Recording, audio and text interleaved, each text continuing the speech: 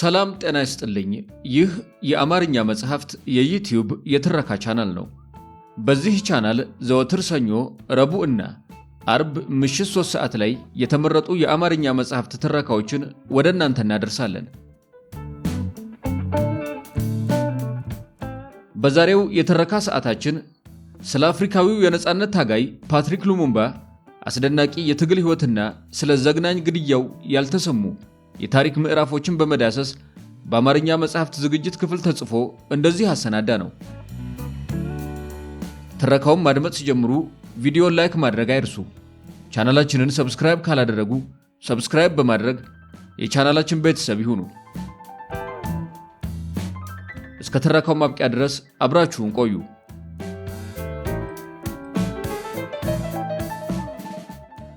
ጥር 17 ቀን 1961 ዓ.ም ከቀኑ 7 ሰዓት ገደማ በደቡብ ምስራቅ ኮንጎ ካታንጋ ግዛት ውስጥ በሚገኝ ጥቅጥቅ ያለ ጫካ የፖሊስ ኮሚሽነር ፍራንስ ቨርሹ በቦታው ተገኝቶ የፓትሪስ ሉሙምባንና የሁለት ታማኝ ጓደኞቹን አስክሬን ጥልቀት በሌለው ጉድጓድ ውስጥ እንዲቀበሩ ትዕዛዝ አስተላለፈ።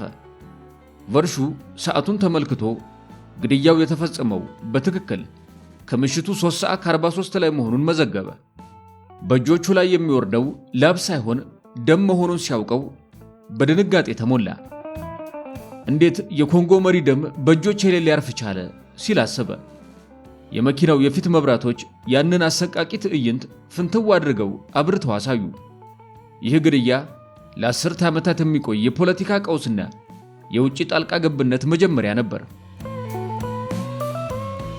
ጥቅምት 18 ቀን 1908 ዓ.ም የቤልጅየም ፓርላማ ኮንጎን የቤልጅየም ግዛት አድርጎ ለመውሰድ ወሰነ። ይህም የንጉሥ ሊዮፖልድ ዳግማዊን የ23 ዓመታት አረመኔያዊ የግል አገዛዝ እንዲያበቃ አደረገ። የአገዛዝ የኮንጎን ሕዝብ ቁጥር በግማሽ የቀነሰ ነበር። ምንም እንኳን የቤልጅየም መንግሥት ሲረከብ ጭካኔው ቢቀንስም ጭቆናው ግን በእጅጉ ቀጥሏል። ግዛቱ በገዢ ጀነራል የሚመራ ሲሆን በ1932 በተደረገ ማሻሻያ ወደ 6 ግዛቶች ተከፈለ።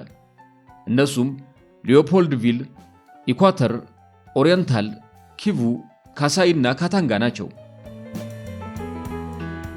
በ1940ዎቹና 50ዎቹ ውስጥ ኮንጎ ከፍተኛ የከተማ መስፋፋትን አስተናገደች። ይህም ከማንኛውም የአፍሪካ ቅኝ ግዛት በበለጠ ደሞዝ የሚያገኝ የሰራተኛ ኃይል እንዲያድግ አደረገ። ይህ ሁኔታ ኢቮልዌ የሚባሉ አውሮፓዊ አስተሳሰብ ያላቸው የተማሩ ኮንጎያውያን መካከለኛ ክፍል እንዲፈጠር ምክንያት ሆነ። ኢቮልዌ ለመባል መሰረታዊ ትምህርት መኖር፣ የፈረንሳይኛ ቋንቋን መናገር፣ ክርስትናን መቀበልና አውሮፓዊ እሴቶችን መከተል እንደ መመዘኛ ይታዩ ነበር።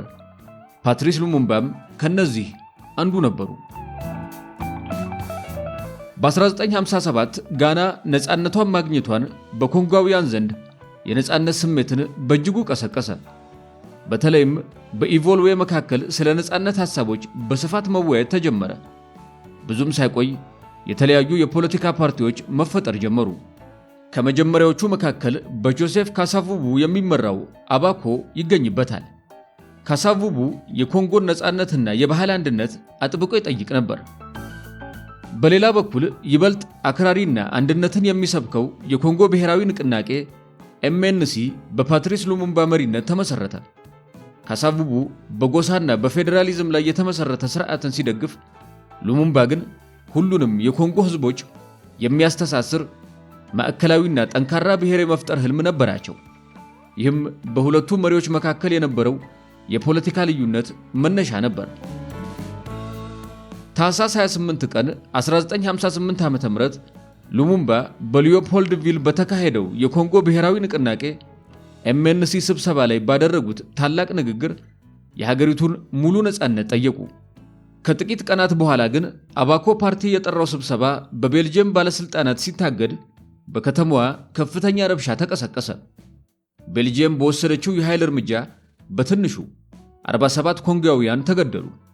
ምንም እንኳን ቁጥሩ ከዚህ በላይ ሊሆን እንደሚችል ቢገመትም ካሳቩቡ ታሰሩ።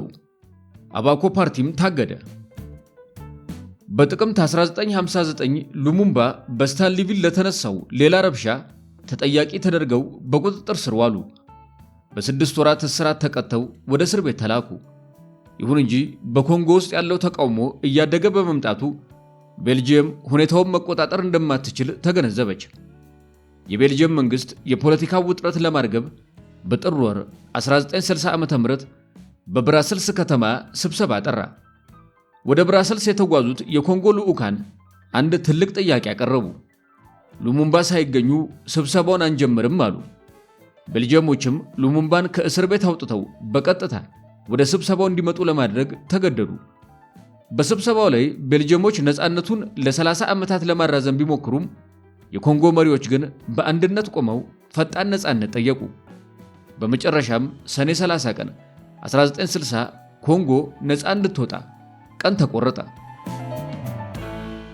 በግንቦት 1960 በተካሄደው የመጀመሪያው አገራዊ ምርጫ የሉሙምባ ኤምኤንሲ ፓርቲ በአብዛኛው ግዛት አሸንፎ ትልቁ የፖለቲካ ኃይል ሆነ። ከረጅም ድርድር በኋላ የጥምር መንግስት ተመሰረተ። ፓትሪስ ሉሙምባ የሀገሪቱ የመጀመሪያ ጠቅላይ ሚኒስትር ሲሆኑ ጆሴፍ ካሳቡቡ ደግሞ ፕሬዝዳንት ሆኑ። ሰኔ 30 ቀን 1960 ዓ.ም የነፃነቱ ቀን ደረሰ። በሊዮፖልድቪል ደማቅ በዓል ተዘጋጀ። የቤልጂየም ንጉሥ ቦድዊን በክብር እንግድነት ተገኝተው ንግግር ለማድረግ ወደ መድረኩ ወጡ። ሰኔ 30 ቀን 1960 የነፃነት ቀን። የቤልጂየም ንጉሥ ቦድዊን ንግግር ለማድረግ በመድረኩ ላይ ቆመ። ንግግሩ ግን ለኮንጎያውያን የሚሰጥ ስጦታ እንጂ የትግላቸው ውጤት እንደሆነ አይገልጽም ነበር። ንጉሡ የቅኝ አገዛዙን መስራች ሊዮፖልድ ዳግማዊን ሊቅና ስልጣኔን ያመጣ በማለት አወደሱ። ኮንጓውያን ይህንን በጸጋ እንዲቀበሉና ለቤልጂየም ታማኝ እንዲሆኑ መከሩ። ንግግሩ በስብሰባው ላይ ለነበሩት አውሮፓውያን አስደሳች ቢሆንም በኮንጓውያን ልብ ውስጥ ግን ቁጣ እንቀሰቀሰ። በፕሮቶኮሉ መሰረት ቀጥሎ መናገር የነበረባቸው ፕሬዝዳንት ካሳፉቡ ነበሩ። ይሁን እንጂ ጠቅላይ ሚኒስትር ሉሙምባ በድንገት ወደ መድረኩ መጡ። ቀደም ሲል ለንጉሱ የተዘጋጀውን የተለሳለሰ ንግግር ወደ ጎን በመተው በታሪክ የማይረሳውን ንግግራቸውን አደረጉ። የኮንጎ ወንዶችና ሴቶች የዛሬው የነፃነት ድል የቤልጂየም ቸርነት ሳይሆን እኛ በእሳትና በደም የታገልንበት ውጤት ነው አሉ። የቅኝ አገዛዙን ግፍ፣ ዘረኝነትን፣ ስድቡንና በባርነት የተገረፉትን ወገኖቻቸውን በዝርዝር ዘከሩ። ከዛሬ ጀምሮ እኛ የቤልጂየም ልጆች አይደለንም፣ እኩል ነን በማለት አወጁ። ይህ ንግግር በዓለም ዙሪያ እንደ መብረቅ ተሰማ። የቤልጂየም ንጉሥና ልዑካን በከፍተኛ ድንጋጤና ውርደት ውስጥ ወደቁ። ንጉሥ ቦድዊን በወቅቱ ስብሰባውን ጥሎ ለመውጣት ቢሞክርም በባለሥልጣናቱ ምክር ለምሳ ተቀመጠ። ነገር ግን ከዚህ ቀን ጀምሮ ቤልጂየም ሉሙምባን ለማጥፋትና ለማውረድ ቆርጣ ተነሳች። ሉሙምባ በምዕራባውያን ዘንድ አደገኛና ስሜታዊ መሪ ተብሎ ተፈረጁ። ነፃነት መጥቶ ገና 5 ቀናት ሳይሞላው በሀገሪቱ የጸጥታ ኃይል ውስጥ ፎርስ ፐብሊኩ ትልቅ አመጽ ተቀሰቀሰ። ምክንያቱም ነፃነት ቢመጣም የጦር መኮንኖቹ በሙሉ አሁንም ቤልጂየማውያኖች ነበሩ። ኮንጓውያን ወታደሮች ነፃነት ለመኮንኖች ብቻ ነው ወይ በማለት ጥያቄ አነሱ። የጦር አዛዥ ጀነራል ጃንሰንስ በጥቁር ሰሌዳ ላይ ከነፃነት በፊት እኩል ይሆናል ከነፃነት በኋላ ብሎ መጻፉ ወታደሮቹን ይበልጥ አስቆጣቸው። ይህም ወደ ደም አፋሳሽ ግጭት አመራ። ሉሙምባ ሁኔታውን ለማረጋጋት ወሰኑ። ሁሉንም የቤልጂየም መኮንኖች አሰናብተው ኮንጓውያንን በቦታቸው ሾሙ። በወቅቱ ለሉሙምባ ታማኝ መስሎ ይታይ የነበረውና የቀድሞ ወታደር የነበረውን ጆሴፍ ዴዚሬ ሞቡቱን የጦር ኃይሉ ኢታማጆር ሹም አድርገው ሾሙት። ይህ ውሳኔ ሉሙምባ ለራሳቸው የቆፈሩት መቃብር መጀመሪያ ይሆናል ብለው አላሰቡም ነበር። በወታደሮቹ አመጽ ምክንያት በሀገሪቱ የነበሩ ቤልጂየማውያን ስጋት ላይ ወደቁ። ቤልጂየም ዜጎቿን ለመጠበቅ በሚል ሰበብ ያለ ኮንጎ መንግስት ፈቃድ ወታደሮቿን ወደ ኮንጎ ላከች። ይህ እርምጃ የኮንጎ ሉዓላዊነት የጣሰ ወረራ ነበር። የቤልጂየም ጦር መምጣት ሁኔታውን ከማረጋጋት ይልቅ ይበልጥ አባባሰው። ሉሙምባና ካሳፉቡ በጋራ በመሆን ቤልጂየም ወታደሮቿን እንድታስወጣ ቢጠይቁም ሰሚ አላገኙም። ሁኔታው ይበልጥ የከፋው ሐምሌ 11 ቀን 1960 ዓ.ም ነው። በቤልጂየም ድጋፍ የሚንቀሳቀሰው ሞይስ ሾምቤ የካታንጋ ግዛት ከኮንጎ ተለይታ ነፃ መውጣቷን አወጀ። ካታንጋ የኮንጎ የኢኮኖሚ የጀርባ አጥንትና የማዕድን በተለይም ዩራኒየምና መዳብ መገኛ በመሆኗ መገንጠሏ ለሉሙምባ መንግስት ትልቅ ድንጋጤ ነበር። ቤልጅየም ወታደራዊና የቴክኒክ ድጋፏን በቀጥታ ለሾምቤ መስጠት ጀመረች። ሉሙምባ የቤልጅየምን ወረራ ለመመከትና የካታንጋን መገንጠል ለማስቆም ወደ ተባበሩት መንግስታት ድርጅት ዞሩ። የተባበሩት መንግስታት የሰላም አስከባሪ ኃይል ኦኤንዩሲ ወደ ኮንጎ እንዲላክ ወሰነ። ይሁን እንጂ የድርጅቱ ዋና ጸሐፊ ዳግ ሃመርሾልድ የዩኤን ጦር በኮንጎ የውስጥ ፖለቲካ ጣልቃ አይገባም በሚል የካታንጋን መገንጠል በኃይል ለማስቆም ፈቃደኛ አልሆኑም።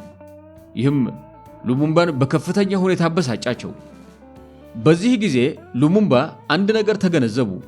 የተባበሩት መንግስታትም ሆነ ምዕራባውያን የኮንጎን አንድነት ለመጠበቅ ፍላጎት አልነበራቸውም። ይልቁንም የቤልጅየምንና የማዕድን ኩባንያዎችን ጥቅም ለማስከበር እየሰሩ እንደሆነ አመኑ። በዋሽንግተን ዲሲ የሚገኘው የአሜሪካ መንግስትም ሉሙምባን አደገኛ ኮሚኒስት አድርጎ መመልከት ጀመረ። ሌላ አማራጭ ያጡት ሉሙምባ የካታንጋን አማጽያን ለመውጋት የሚያስችላቸውን ወታደራዊ እርዳታና አውሮፕላኖችን እንዲሰጣቸው ለሶቪየት ህብረት ጥሪ ያቀረቡ። ይህ ውሳኔ በወቅቱ በነበረው የቀዝቃዛ ጦርነት ድባብ ውስጥ እንደ ትልቅ የፖለቲካ ክህደት ተቆጠረ። አሜሪካና ሲአይኤ ሉሙምባን ከስልጣን ለማውረድ አልፎም ለመግደል በይፋ እቅድ ማውጣት የጀመሩት በዚህ ወቅት ነበር። ሉሙምባ የሶቪየት ህብረትን እርዳታ መጠየቃቸው በምዕራባውያን ዘንድ እንደ ትልቅ ስጋት ታየ። ሶቪየቶች ጥቂት የጭነት አውሮፕላኖችንና ወታደራዊ አማካሪዎችን ወደ ሊዮፖልድቪል ላኩ። ይህ እርምጃ አሜሪካን ክፉኛ አስቆጣት። በወቅቱ የአሜሪካን ፕሬዝዳንት የነበሩት ድዋይት አይዘንሃወር ሉሙምባ አፍሪካዊው ፊደል ካስትሮ ሊሆኑ ይችላሉ የሚል ስጋት አደረባቸው። በዚህም ምክንያት የሲአይኤ ዳይሬክተር የነበሩት አለን ዳለስ ሉሙምባን ከመንገድ ማስወገድ ሲባል መግደልን ይጨምራል፣ አስቸኳይ ግብ መሆኑን ትዕዛዝ አስተላለፉ። በሉሙምባ ትዕዛዝ የኮንጎ ጦር የካታንጋን መገንጠል ለማስቆም ወደ ደቡብ ተጓዘ። በመንገዳቸው ላይ ግን በካሳኢ ግዛት ውስጥ በነበሩ ጎሳዎች መካከል ደም አፋሳሽ ግጭት ተቀሰቀሰ። የኮንጎ ጦር በወሰደው እርምጃ በመቶዎች የሚቆጠሩ ሰላማዊ ሰዎች ተገደሉ። ይህም የዘር ማጥፋት ሙከራ ተብሎ በዓለም አቀፍ ደረጃ ተወገዘ። ይህ ክስተት በተባበሩት መንግስታትና በሉሙምባ መካከል የነበረውን ግንኙነት ይበልጥ አሻከረው። ሉሙምባ በሀገር ውስጥም ሆነ በውጭ ሀገር የነበራቸው ድጋፍ እየቀነሰ መጣ። መስከረም 5 ቀን 1960 ዓ.ም በኮንጎ ፖለቲካ ውስጥ ትልቅ ድንጋጤ ተከሰተ። ፕሬዝዳንት ጆሴፍ ካሳቡቡ በሬዲዮ ቀርበው ባደረጉት ንግግር ጠቅላይ ሚኒስትር ሉሙምባን ከስልጣን ማሰናበታቸውን አስታወቁ። ምክንያታቸውም ሉሙምባ ሀገሪቱን ወደ እርስ በርስ ጦርነት እየመሩ ነው የሚል ነበር። ይሁን እንጂ ሉሙምባ እጃቸውን አልሰጡም። ከጥቂት ሰዓታት በኋላ በዛው ራዲዮ ጣቢያ ቀርበው ካሳቡቡ የሀገር ክህደት ፈጽመዋል በማለት እሳቸውን ከፕሬዝዳንትነት ማሰናበታቸውን አወጁ። ሀገሪቱ ሁለት መንግስታት ያላት መስላ ታየች። ምንም እንኳን ካሳቡቡ ሉሙምባን ለማሰናበት ቢሞክሩም የኮንጎ ፓርላማ ግን በከፍተኛ ድምፅ ለሉሙምባ ያለውን ድጋፍ አረጋገጠ። ይህ ለሉሙምባ ትልቅ ድል ቢመስልም ከበስተጀርባው ግን ሌላ ሴራ እየተጠነሰሰ ነበር። የአሜሪካና የቤልጅየም የስለላ ድርጅቶች ከጆሴፍ ሞቡቱ ጋር በሚስጥር መነጋገር ጀመሩ። ሞቡቱ በሁለቱ መሪዎች በሉሙምባና ካሳቡቡ መካከል ያለውን አለመግባባት ተጠቅሞ የራሱን ወታደራዊ መፈንቅለ መንግስት ለማድረግ ዝግጅቱን አጠናቀቀ። መስከረም 14 ቀን 1960 ዓ.ም የ30 ዓመቱ ኮሎኔል ጆሴፍ ዴዚሬ ሞቡቱ በራዲዮ ቀርቦ መፈንቅለ መንግስት ማድረጉን አወጀ። ሁለቱንም መሪዎች ሉሙምባንና ካሳቡቡን እስከ ዓመቱ መጨረሻ ድረስ አግጃቸዋለሁ አለ። ይህ እርምጃ በምዕራባውያን ዘንድ ገለልተኛ ቢመስልም በእውነቱ ግን ሉሙምባን ከስልጣን ለማውረድ የታለመና በሲአይኤ የታገዘ ነበር። ሞቡቱ ወዲያውኑ የሶቪየት ዲፕሎማቶችና አማካሪዎች በ48 ሰዓታት ውስጥ ሀገሪቱን ለቀው እንዲወጡ አዘዘ። ይህም በኮንጎ የነበረውን የሶቪየት ተጽዕኖ በአንድ ጀንበር አከሸፈው።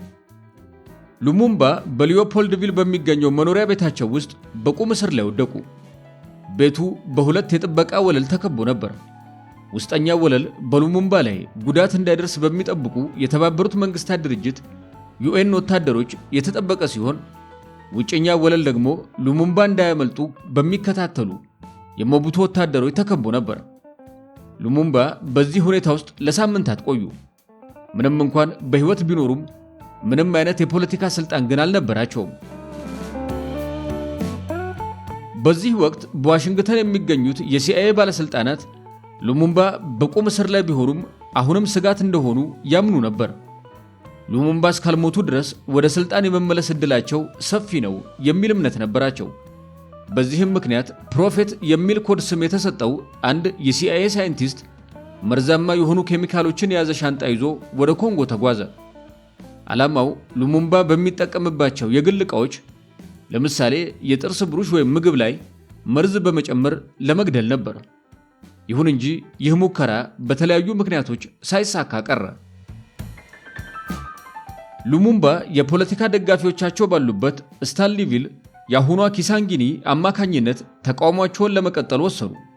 ህዳር 27 ቀን 1960 ዓ.ም ዝናባማ በነበረው ምሽት ሉሙምባ በድብቅ ከመኖሪያ ቤታቸው አመለጡ። በመኪና ጭነት ውስጥ ተደብቀው በሊዮፖልድቪል ወጥተው ወደ ምስራቅ ረጅሙን ጉዞ ጀመሩ።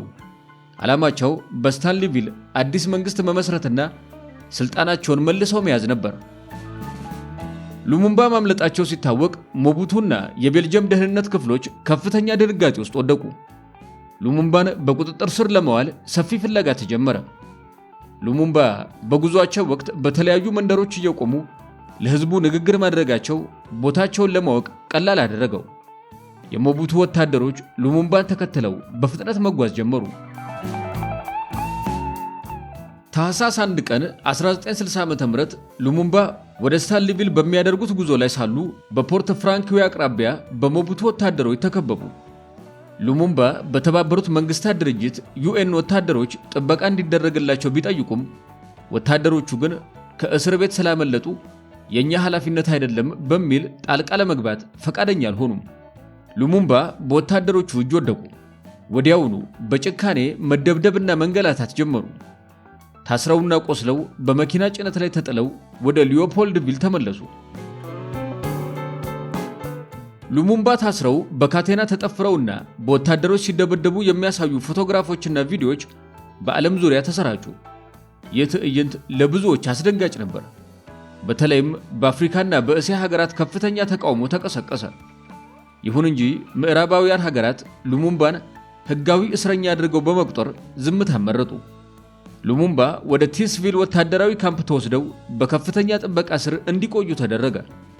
በጥር ወር መጀመሪያ ላይ ሉሙምባ የታሰሩበት ካምፕ ውስጥ የነበሩ ወታደሮች የተሻለ ደሞዝ በመጠየቅ አመጽ አነሱ። ወታደሮቹ ሉሙምባን ከእስር ቤት አውጥተው እንደገና መሪያቸው እንዲሆኑ ሊያደርጓቸው ይችላሉ የሚል ስጋት በሞቡቱና በቤልጅየም ባለስልጣናት ዘንድ ነገሰ። ሉሙምባ በእስር ቤት ውስጥ እንኳን ሳይቀሩ አሁንም ትልቅ ተጽዕኖ ፈጣሪ መሆናቸውን አሳዩ። ሞቡቱ ካሳቡቡና ቤልጅየሞች ሉሙምባን በሊዮፖልድቪል አቅራቢያ ማቆየት አደገኛ መሆኑን ወሰኑ። ሞቡቱና የቤልጅየም አማካሪዎች ሉሙምባን ለሞት ለሚመኘው ጠላታቸው ለሞይስ ሾምቤ አሳልፈው ለመስጠት ወሰኑ። ይህም ሉሙምባን የመግደል ያህል ነበር። ጥር 17 ቀን 1961 ዓ.ም ሉሙምባና ሁለት ታማኝ ጓደኞቻቸው ሞሪስ ምፖሎና ጆሴፍ ኦኪቶ በበረራ ወደ ካታንጋ ዋና ከተማ ኤልሳቤጥቪል ተወሰዱ። በጉዞ ላይ ያሉ እንኳ በወታደሮቹ ክፉኛ ይደበደቡ ነበር። ድብደባው በጣም ከባድ ከመሆኑ የተነሳ አብረዋቸው የነበሩ የቤልጅየም መኮንኖች እንኳን ሊመለከቱት አልቻሉም።